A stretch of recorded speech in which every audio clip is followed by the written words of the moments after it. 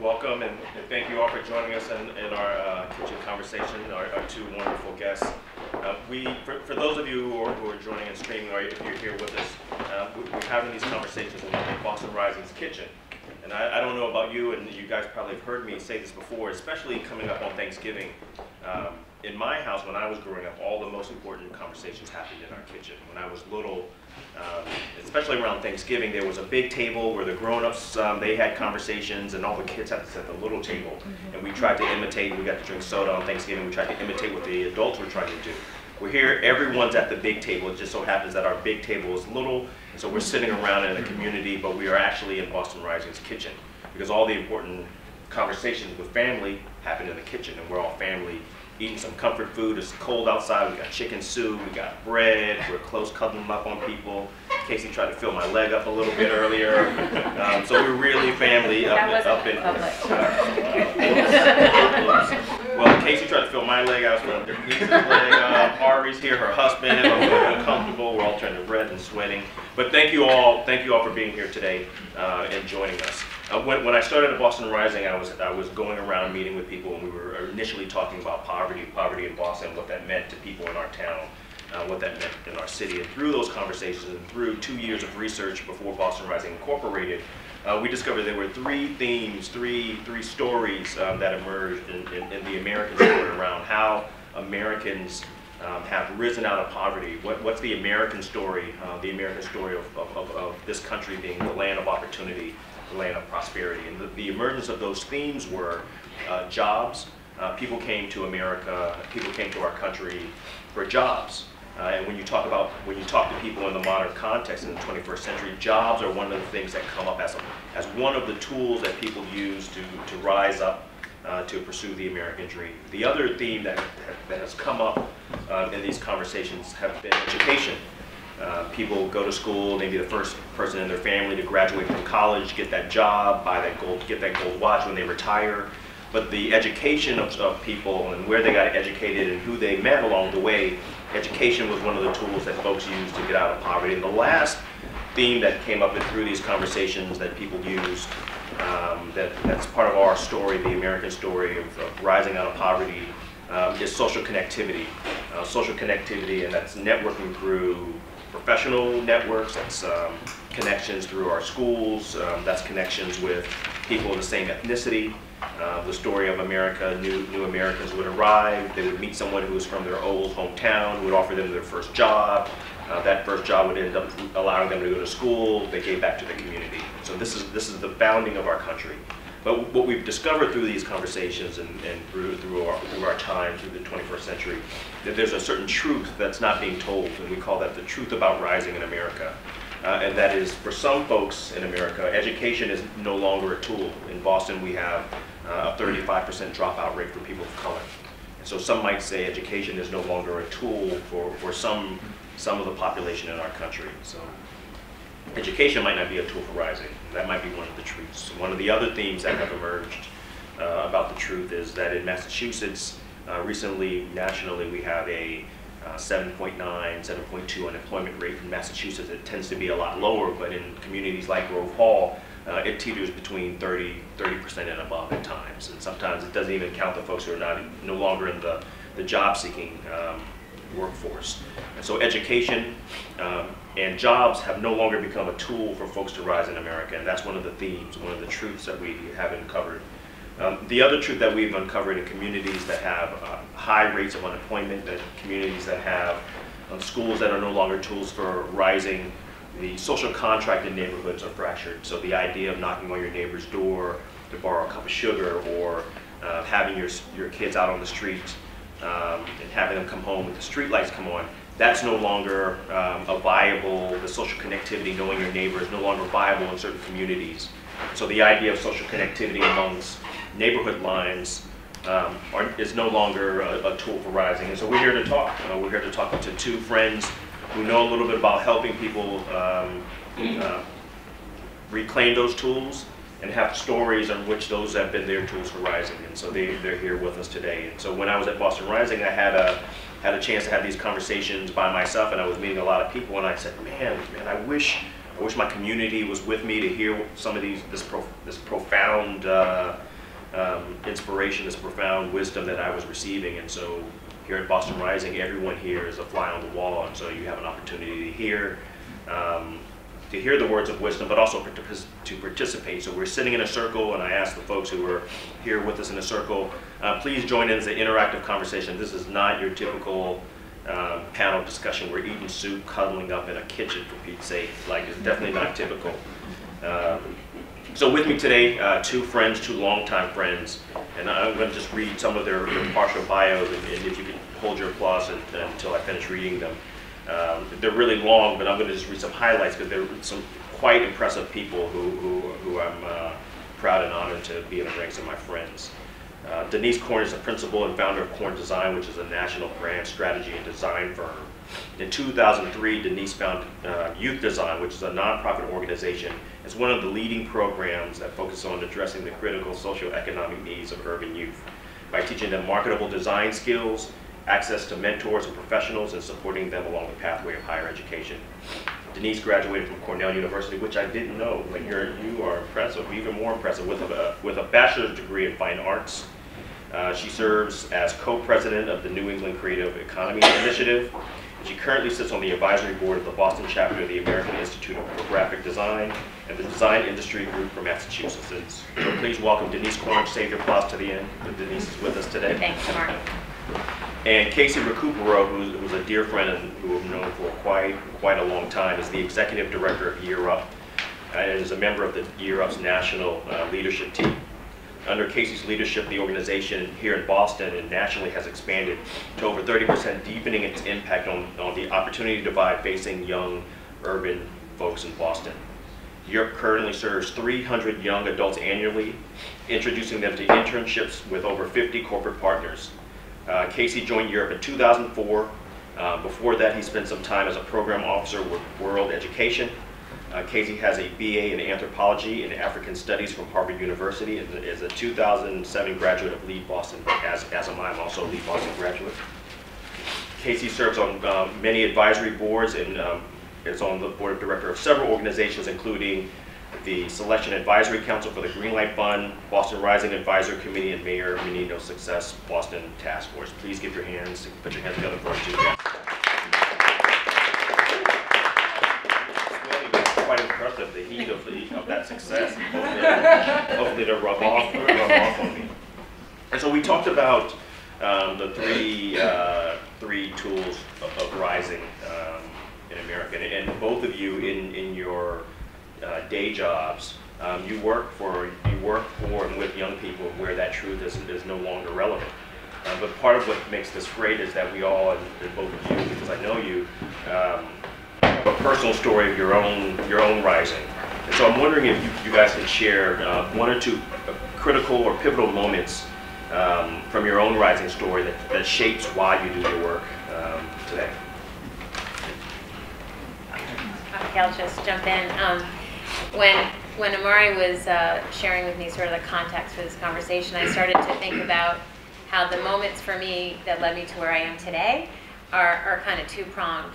Some when I was very young, and some when I was actually a fully formed grown-up person. I don't even know if I can consider myself a grown-up yet, but and early on, I am the daughter of Eastern European family, so of immigrants, and my father was a Holocaust survivor. So we started with nothing, and when some of the questions were sort of focusing around how do you identify with the young people that you work with and with rising, and I was thinking, well, I actually watched my own family figure out how to put all the pieces together and to enter into a society that wasn't always welcoming, that wasn't always a clear-cut path.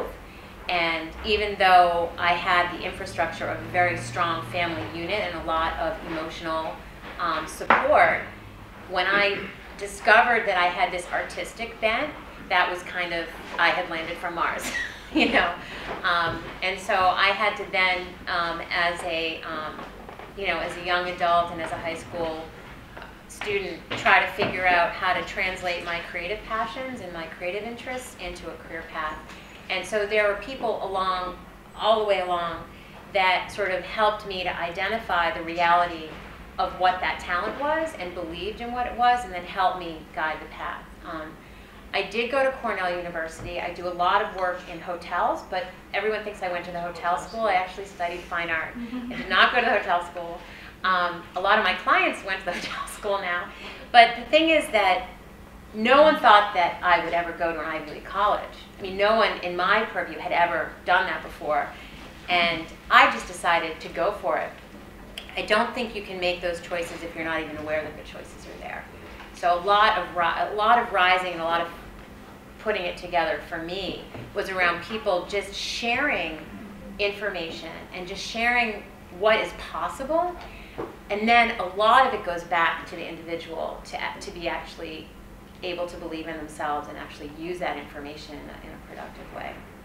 So I don't know if I answered the correct. No, absolutely. Exactly. Absolutely. So it's funny when I think about your story, Denise. I think there's some similarities. So when I think about what's the set of moments and kind of pathways that sort of led us to who we are now and what we're doing, and then a slightly different lens of, well, what's your story of rising?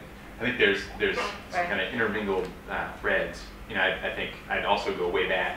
So what was a moment? Well, you know, my parents got divorced when I was a year and a half old.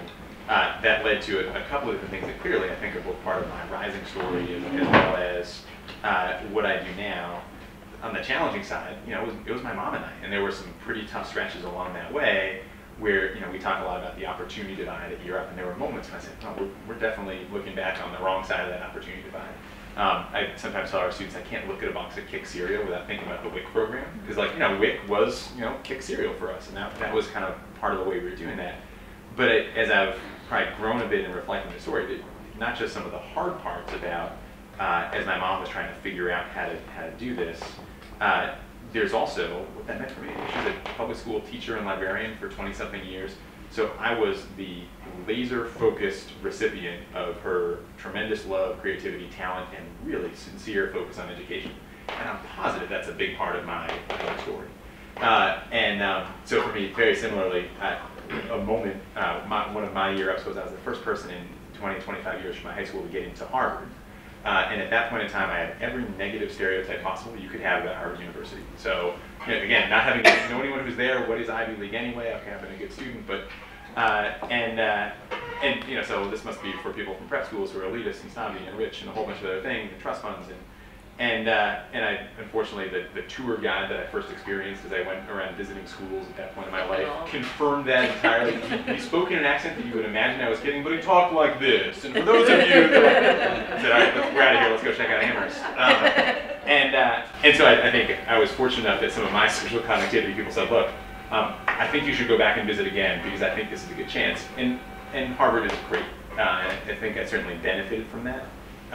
What it did, though, is it brought me to Boston. And I think as my wife and I have talked a lot about, in true class terms, truly, about our experience today compared to some of our siblings or our parents, we have, I think, a tremendously different perspective on the world and what opportunity looks like because we live in a world-class city like Boston, with both the good sides and the bad sides of that. And so part of that story for me was it took me to a place where there was a much broader span than in rural Vermont where I grew up. So I think those are probably a couple of things for me.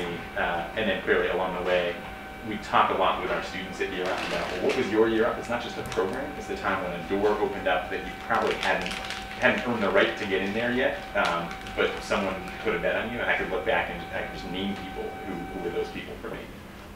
I mean, you guys both talk about being in spaces where you were walking on Mars, or you were the only person, because those are not your cultural background. Some of those things I know that you have a background in dance, and in Casey, you got this idea of what it was like to be in Ivy League, because that wasn't the community that you come from, and you guys both work with young people where, you know, the programs that they are involved with, the programs that you guys have created and molded and have poured your experience in some cases those programs, this opportunity is mission to Mars to these young kids, and you know, and I'm taking from your words that sometimes it's difficult to feel like you're leaving your community behind to pursue something else. And you had mentioned in this conversation with your wife that you're now in a different community, that this provided this opportunity to come to Boston has provided for you. Do you face now, and do you see in the young people that you work with this incredible tension between entering a new community and entering the world of rising, right? A new way of rising, and feeling like they have to leave people behind? And did you feel like you had to leave people behind to rise to where you are? I feel like I came back to my community through this work, which is kind of a weird take on that trajectory, but everything I've learned along the way was really part of my path to come back and work with young people and make sure that they don't have to take quite as long a road to sort of getting those answers. But, you know, my dad grew up in Chelsea, so yeah, this is a world-class city, but I grew up, you know, when I was young, Chelsea was where my grandparents were. My dad went to Chelsea High, my mom grew up in Somerville, and so it's interesting. I've kind of like sort of come all the way through, and so I don't feel like I left anyone behind. I actually feel like I'm back home again, and I think that's why the work feels so natural to me. And when you have the access and the good fortune to be able to put all the pieces together, you also have the opportunity to have a perspective on what the challenges are to make that happen. And so for me, in a lot of ways, the work that we do is just giving the kids a shortcut to putting the pieces together for each of them. But I don't feel like I left anyone behind or crossed what do you say, on the other side of the tracks or anything. I actually, if anything, I'm back on the other side, you know? It's like, it feels good, so. I think similarly, I've had because of privilege, and my privilege in a lot of different ways, especially now, I don't feel like I've had to sort of sever past bonds to be able to focus on what I do now. I think there's been a lot of translation. I remember the moment when I said, yeah, so I'm going to major in anthropology and African studies, and yeah, I'm going to work in sub-Saharan Africa. And you know, people who care about me and my life. From rural Vermont. Yeah, and said, huh, okay, good money on that? I'm like, oh boy. All right, so let me step back a little bit. And so I think there's certainly been some translation moments along the way for things that just don't quite match someone's context. But I think we all do that, and that's part of rising as well. I do think it's, for me, acknowledging that privilege is pretty important, because for what our students do, to say, well, okay, I'm going from my neighborhood in Grove Hall to the 36th floor of the Bank of America building. There's not a value judgment there about which is better, and there is a difference, right? The uniform's different, the English I'm speaking is different. So we talk a lot with our students about being bilingual, right? And by being bilingual, and hey, can I speak corporate and can I speak the language of my neighborhood? What the language Casey speaks with his friends is actually quite different on the weekends than what I speak when I'm at year out the weekend. And again, neither one is good or bad, but I'm conscious of that, right? So the fancy term is code switching. Not everyone gets what that means, so we can say, well, hey, you know what it means to speak different languages, right? And I think really practically for our students, they're in this interesting place of how do I buy into the benefits of that professional world that happens in downtown office buildings without selling out on who I am. And so you can literally, over the course of a year up, you can watch folks at the very beginning, they'll change out of the professional dress code just as they're leaving Europe, because when they go back to their neighborhood, someone's going to say, well, if you're wearing that, you must either be going to court, going to a funeral, or getting married. Like, what's the wedding? Or you're soft, and I'm gonna go after you because you dress that way. And so I think that's a much more powerful moment. And yeah, some folks are having to cut ties with folks who don't feel like they're positive influences.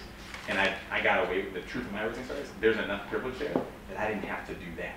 And I think that's really challenging at a sort of identity level, particularly at a young person's identity. I mean, and you know, we talk about power and privilege and rising, and that's that's where the concept of of the truths have come out. Do you think having some of those tools at your disposal, like an education or the social connectivity tools, or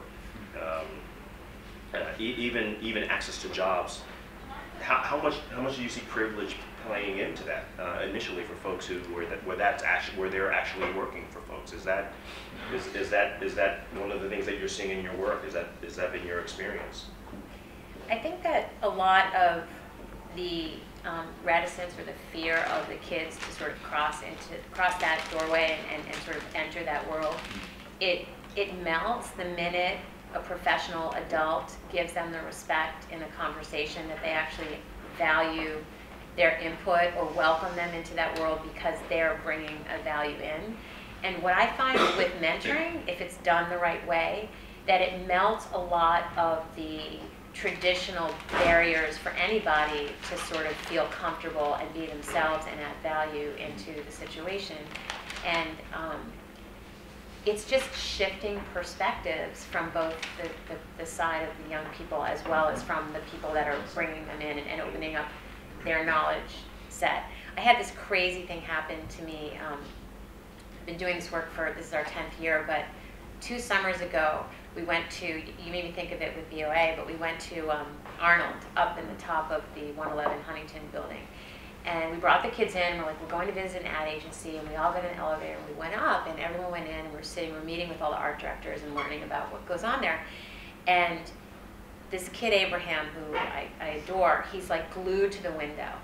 I said, Abraham, come on, like we're getting started. He's like, give me a minute. I'm like, what's up? He said, I've never been up this high. And it still gives me chills because here I am, like, you got to meet an art director, and you're going to learn about interactive media, and we're going to, like, you know, tie into their South African offices, and he's just looking out the window at his neighborhood, and his neighborhood is right there. And it was really powerful for me. I mean, that was a learning moment for me. No pun intended, but he was rising. I mean, he was, like, looking at the world through a different lens, and it was a simple thing. And then he walked into that day, which was an incredible day, and everyone was welcoming to him with his perspective on his world. And so it was an interesting kind of moment for me. Yeah. But I think one of those kind of blurring moments that I've watched be incredibly powerful for students. And again, I'm thinking of an example yesterday. So, you know, our students, they do 6 months of training that leads up to a 6-month internship in a great company. And as they get ready to finish that internship and hit the job market full time, there's a lot of skills to build, right? So resumes, cover letters, networking, interviewing. And so we do these mock interview clinics, and sometimes we take it on the road. So we had 30 of our students over at Goldman Sachs yesterday afternoon interviewing with folks at Goldman. So practically you say, okay, first of all, how many interviews have you had in your entire life? Well, can I count my one for Europe? Okay, yeah, you can count that one. Okay, well, I've had 2. Okay, great. And you're going to double or triple that this afternoon with some volunteers doing this. And I think one of the things that our students realize only by hearing from some other folks is that resiliency is an asset as opposed to something to hide.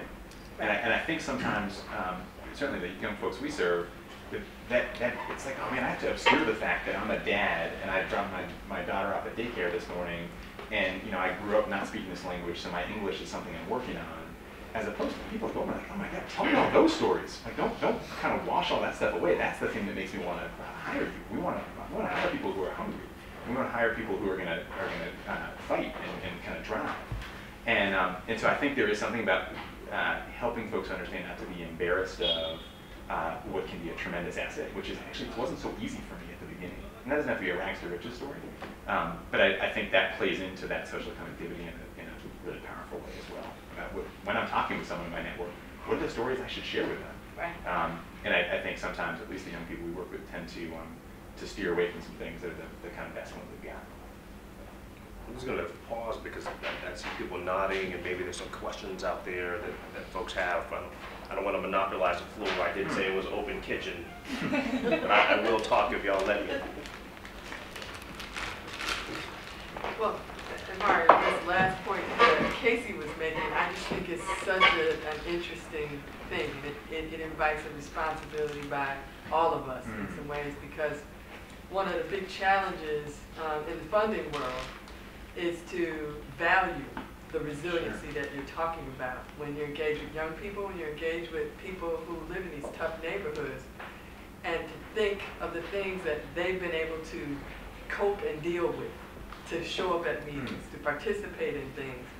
And we say things about how much we value that, but we don't really credential that in some ways that matter. So I'm really interested in what you said in terms of helping the folks themselves understand the power of that resiliency. But I think there's a lot of appreciating, valuing that, and investing in that those and organizations and foundations need to do as well. Yeah, I think that's a terrific point. I think the other one I'll just throw in there, less about just resiliency, but I think it's more recognizing the social connectivity, the social network that all of us have. And I always tell our students, man, my path to Year Up, which, 8 years ago, Year Up was much smaller than it is today, but still like a pretty great opportunity for me in that moment. There wasn't a job posted. I didn't find that on monster.com. It was a networking path that was kind of 6 connections deep. It actually started with my dad, who I have a pretty good relationship with now. He's a small business owner in Vermont, and he said, well, hey, you're thinking about grad school, you're going to stop doing the Africa thing. You should talk, my landlord, where I have the store, knows some people down in Boston, Kennedy School, and a couple other places. You should talk to him. So I talked to him, I talked to somebody else. So when I kind of tracked that path, it's like, well, you may not have a dad in your life, but you've got someone. So you have a network right now, as opposed to networking is something you do when you put a suit and tie on and you're passing out business cards. Right. So again, it's helping folks recognize, like, you have some assets right now. We talk a lot about asset-based programming, asset-based funding, to your point. I think sometimes we don't necessarily take a moment to stop, but you've got a bunch of assets. Like, you're a parent, are you kidding me? You have tremendous asset as a professional right now, just because you're going through that process. So I think it's a great point. Jump on in. Go ahead. No, you go ahead. I hang around here. Hi, Casey. I actually worked as a mentor at Europe, and I wanted to offer a counterpoint, and I think I shared this story with you about Leah, my mentee. I was wondering, her issue was, she's African American, grew up in the projects, and went through your program successfully, but then was put into State Street, as her office job, and she had a lot of difficulty because she got the best office. It was the corner office, and she was kind of underscored as sort of the poster child in that way. That's how she felt. That's what she shared with me. And I was wondering how you acculturate. It's one thing to have a story that could empower, your position in these places.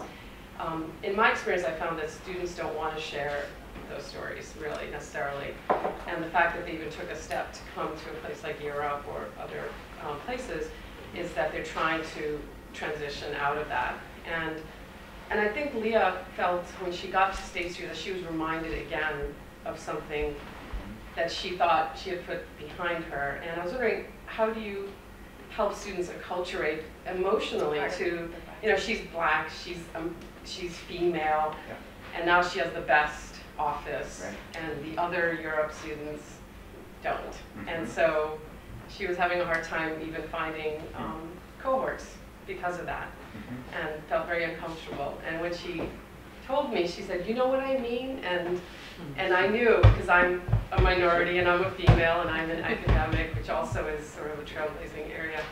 I knew what she meant, and I was just wondering, it's great to have these objectives and visions. You guys are moving forward with amazing work, but what happens once you get them there and emotionally to sort of, help them with this transition, big transition?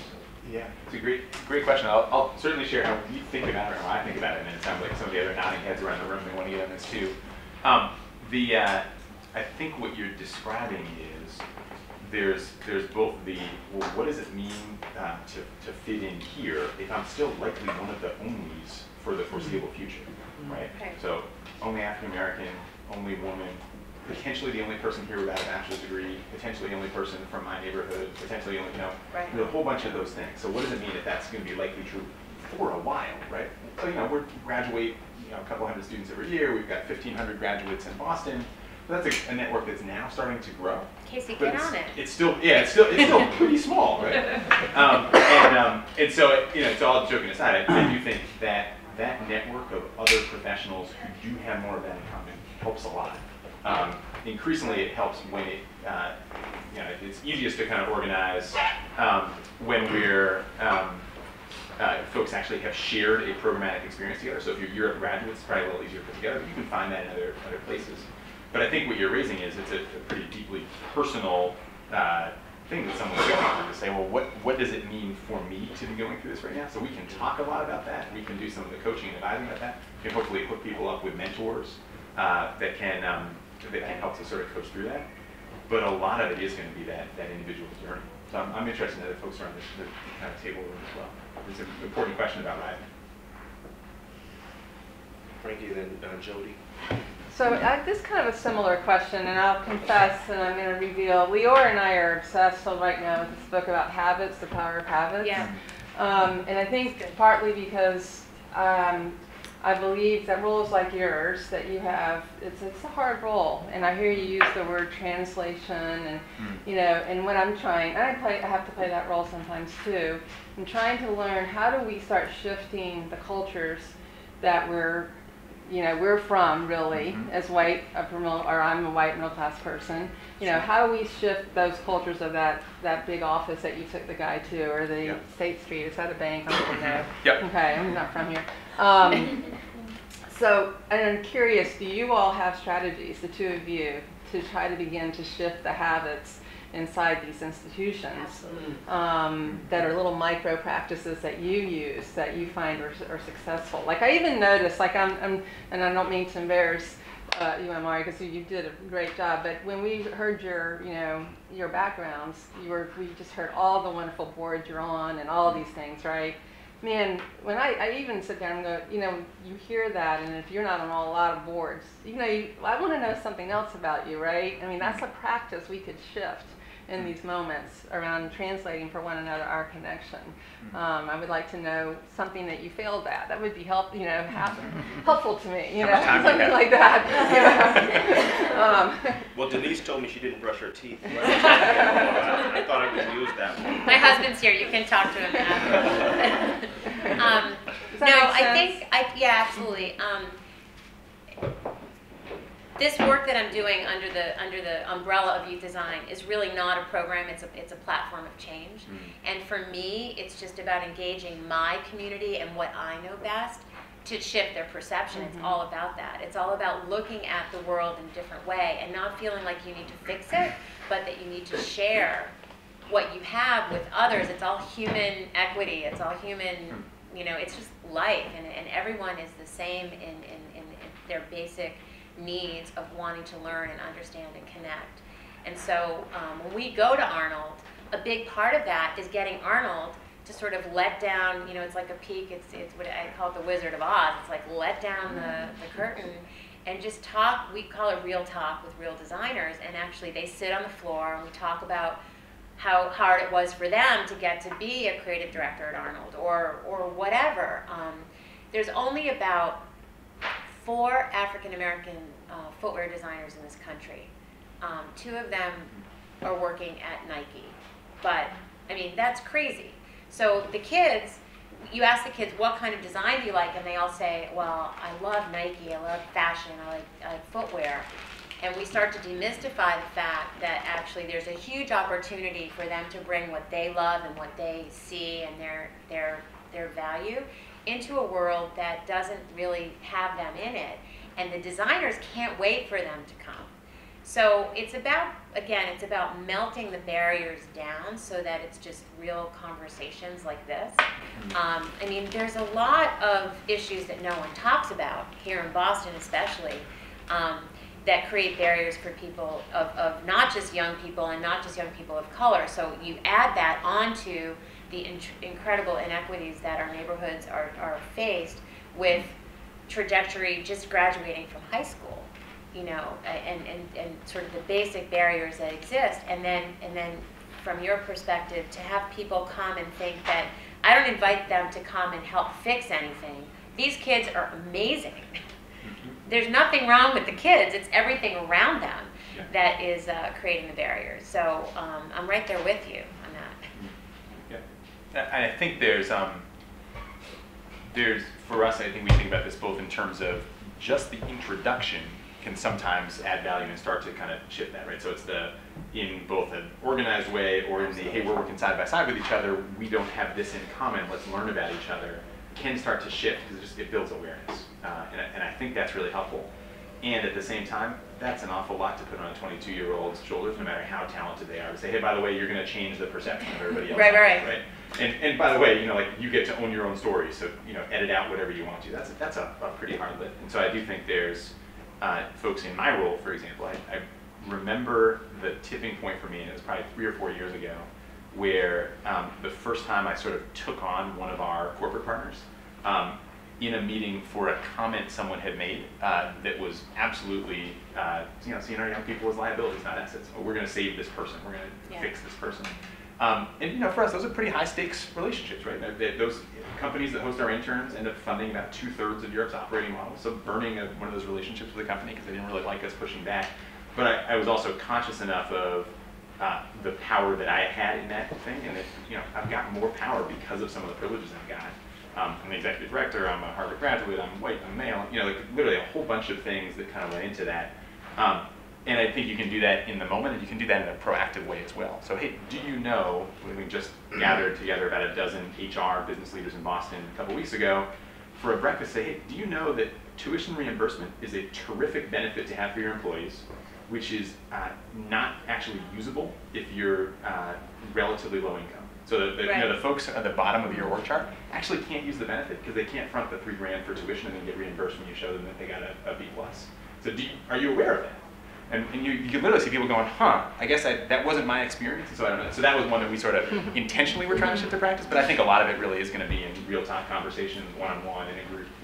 Ideally, some of our grads do that. But if you just rely on it, that's a lot of pressure to put on the person who's trying to build some rising power.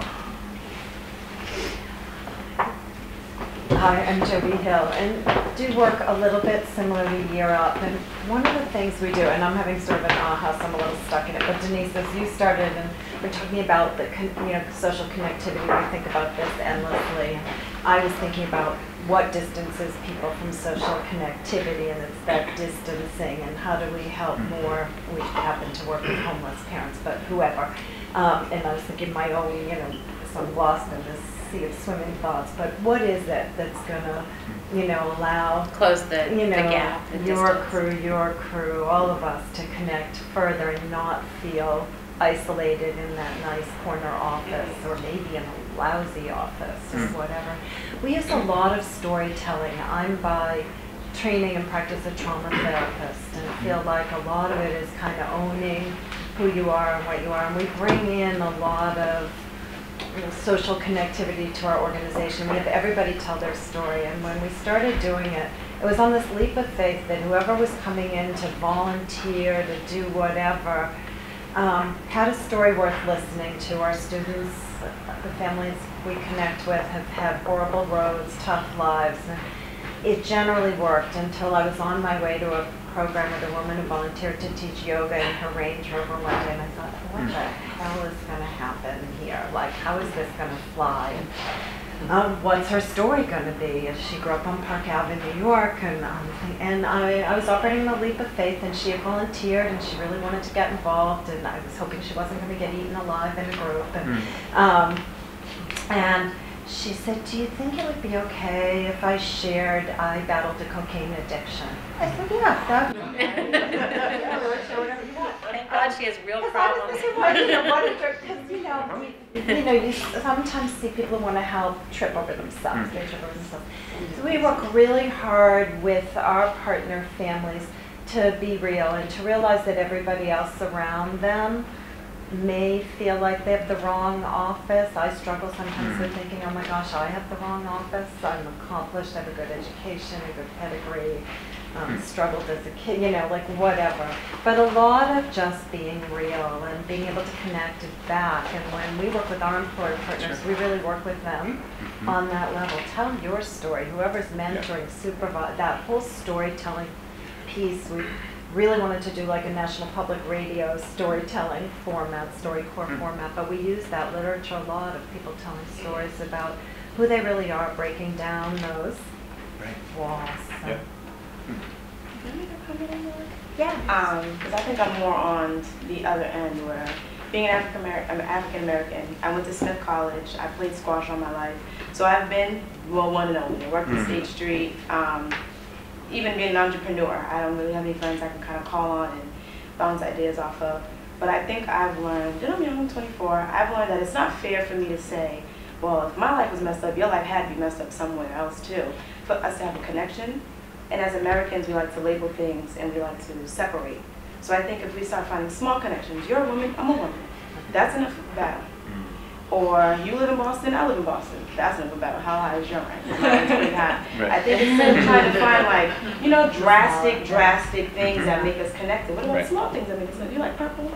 I like purple. Small things that make people connected. And then you can start to separate, you know, smaller barriers. And then I think the other ones will come kind of naturally. What I've learned though is that shame about things you carry is a much more difficult barrier to break down. So trying to integrate that feeling of internal versus external. So it's a hard balance. But I think to Frankie's point, when you are motivated and you get yourself into that new environment, you're up against the preconceived ideas about what that shame is or what baggage you're bringing in with you. And you're right, people like to put labels on things and make a lot of preconceived ideas. So we talk a lot to the kids about just letting, if something happens that doesn't sit right with you, you have to let your mentor know that that just didn't feel quite right, or you don't have that, that's not true. And feel confident that as long as it's you're always telling the truth and you're always in a real conversation, that you're okay. And a big, one of my little answers to the big fancy office and sort of like the space that's in between the world and these problems is to get people out of their space. So we take the people that work with us into the neighborhoods, into the schools, out of their worlds. The goal is to get the kids exposed to those worlds, but not until the people that are mentoring really understand the context of where the kids are coming from. So, can I ask a question about that? Yeah. I work for Strong and Strong Girls, which is a mentoring program. Awesome. For mentoring school girls. How do you do that in a way when you're bringing people into a new community without making it feel like a fishbowl? You know, we have a challenge a lot where funders are like, I want to go to a site, I want to stand there and watch the girls participate in program. You know? No, that's not. I'm sorry, that's not. Like, what kind of conversations we do real talk with real designers. So we bring designers, professional designers from all over the city into the schools, and they sit and talk with kids. They're not watching or observing, they're just listening, actually. And the kids have a lot of questions, and it's kind of like a show and tell. But we break down all of the sort of dynamics of a teacher and a class. It's just a conversation. Kind of what we're doing now. That's how we do it. I'm open to ideas. That's the current model, and we're trying to cover a lot of schools and a lot of, we work with youth organizations and with faith-based groups that have kids that they know really well that might be somewhat even vaguely interested in this kind of a area. So I think there's also something that when we're at our best, I think we pay a lot of attention to this, and sometimes I think we miss it, but just the framing of who's the expert here, who's the host, right? So we're not going to watch someone doing something. It's like we've got some experts who actually know what it's like to be in a school, and they're actually going to educate the rest of y'all. It doesn't matter where you sit in your day job. Like right now, you're the rookie, I'm the expert, and yeah, I'm 19 years old, but let me show you about that. Yeah. And I think even just some of that framing tends to have a lot more than just symbolic value. It actually has significant, substantial value too. Well, funny about when you're having a conversation that you're enjoying, the time is running out. I see Brittany giving me the evil eye, or she was giving me the evil eye. And so, I think I appreciate you guys both being here and sharing your experiences and everyone who's here today. I think we got a lot of terrific gems of wisdom. Is there as we think about rising and as we think about one of the things that we like to do as our practices, as one of our practices at Boston Rising, is think about one thing that the folks in this room can take away with us. So is there one, thank you, is there one takeaway that you can leave us with as we all think about how we make our way in this world? We talked about privilege, power, race, oneness, otherness, vulnerability. What's a gem, a pearl of wisdom that you can leave us with that you'd like us to to take with us from today? That's a lofty goal. The one pearl that's going to take you away. But I would say I think, man, nothing wrong with that. I think what I would love to have our city do more of is to actually at least kind of parrot the phrase and ideally start to act on it, because this is about perception change ultimately. Yeah. Of young people in our city, in our neighborhoods, being social and economic assets versus social economic liabilities. Yeah. I think so many of the habits, practices, policies, behaviors, you name it, are based on that premise. And so that's something we need to shift, and that is something we can do around the Thanksgiving table, right? It's choosing to step into a moment where you know someone is viewing something through that lens and challenging, at least kind of asking someone to question.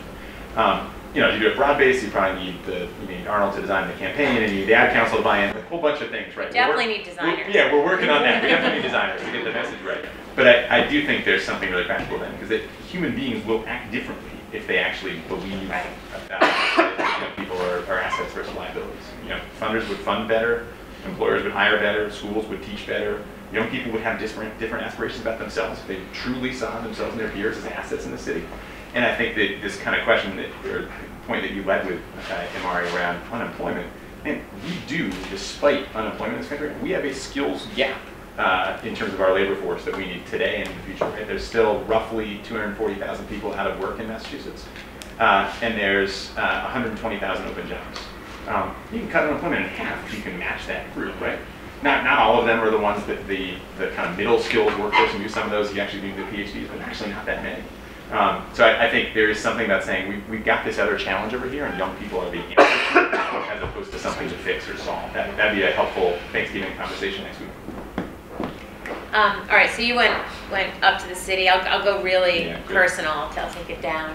And I loved what you said about small moves. I think that if everyone today could leave and think about what is it that you know in your brain trust that you could share with a young person, that's the best thing that you can share with anybody, because that's what you know and you know really well.